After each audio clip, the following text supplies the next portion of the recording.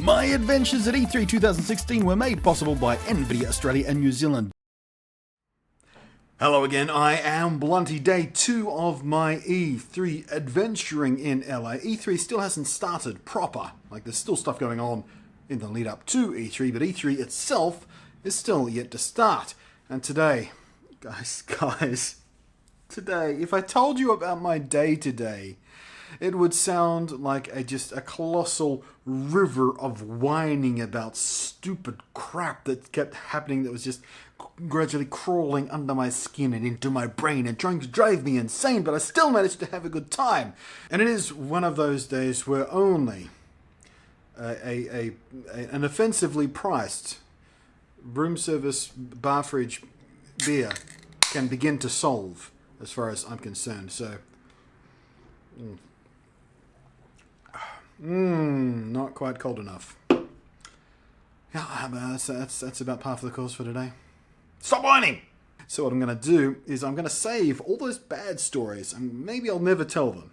You know, maybe somewhere down the line, a few years will have passed, and all the annoyances will turn into one of those funny, crazy stories that happen while traveling. But right now, the wounds are too fresh. They're still seeping blood, and they still sting when the air conditioning hits them. I don't even know what that means. Point is, I'm not going to tell you about all the stupid crap that I had to deal with today. I'm going to tell you about the fun stuff I got to do today. First off was I got to make a video for the new NGN, the NVIDIA Gaming Network, which is a new YouTube channel. I made a little video for them about, being here at E3 and saying how excited I was and stuff, and it was a lot of fun. Very weird having someone else film and edit my footage. I'm normally a control freak. I normally, film everything and edit everything and write if I need to write and do the scripting if I need to script. And, I'm a one-man band, so having someone else do stuff made me slightly anxious. I haven't seen it yet. I don't know whether it'll be up by the time this video goes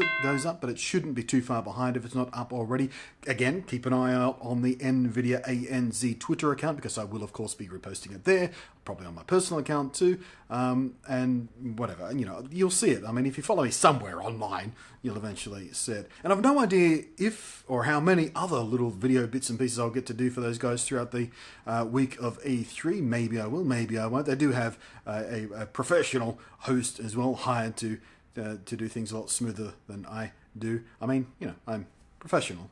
Like, this is work, but I'm not, let's be honest, I'm just a fat YouTuber, which is good for me, but I don't know, maybe they want something a little slicker.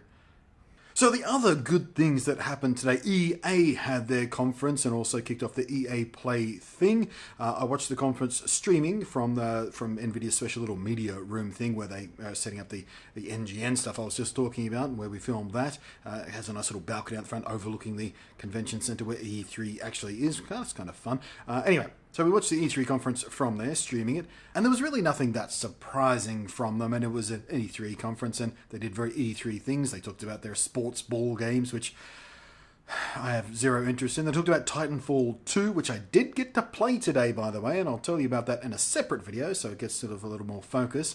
Oh, and they kicked off a new EA Originals label, so they're doing sort of indie games and stuff. They showed off a game called Fe. I forget how that. Honestly, Fe. I forget how it's pronounced, but it's pronounced weirdly because it's like Swedish or something. But it kind of struck me as kind of the love child between sort of Flower and Journey and Yanni. Like if those three games got together and had a weird threesome love baby, something like Fe. I'm not sure. But it looked really stunningly pretty, and it's kind of a little.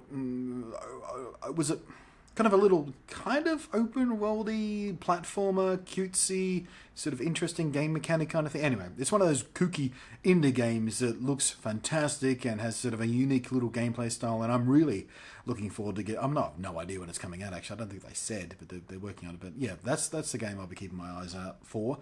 Bethesda also kicked off their sort of E3 celebrations to this evening actually.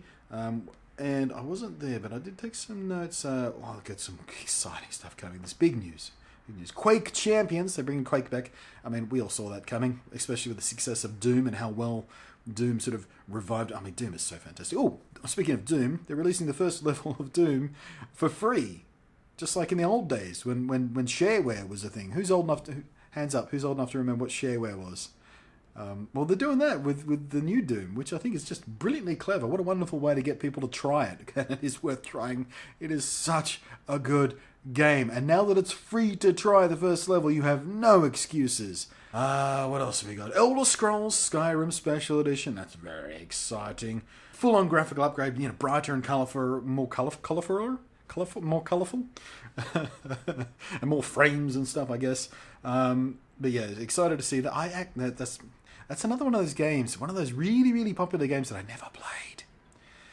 Skyrim. And every time I tell someone, oh, no, I never actually played Skyrim, they're like, oh, you're going to play it? Well, now, now they're sort of re-releasing a special edition kind of thing. Maybe now I'll jump on board and finally get people off my back and whining about, of course, I never played it. It was so fantastic and everything.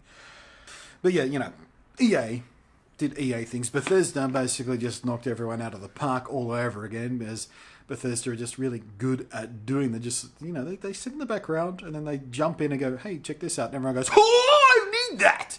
And that's more or less what just happened this evening as well. And like I said, I went along to the EA Play thing, which I've still got the wristband on, for a little NFC wristband that was scanning me in. Boop. And I got to try Titanfall 2. I'll tell you all about that in a separate video, but I just wanted to point out that I can't get this thing off. You know those sticky ones they put on your wrist at concerts and places like this, and they're really difficult to tear? Well, this is like a ribbon, and it's got a little catchy thing there, but it doesn't slide off the other way. It's got little teeth pointing backwards.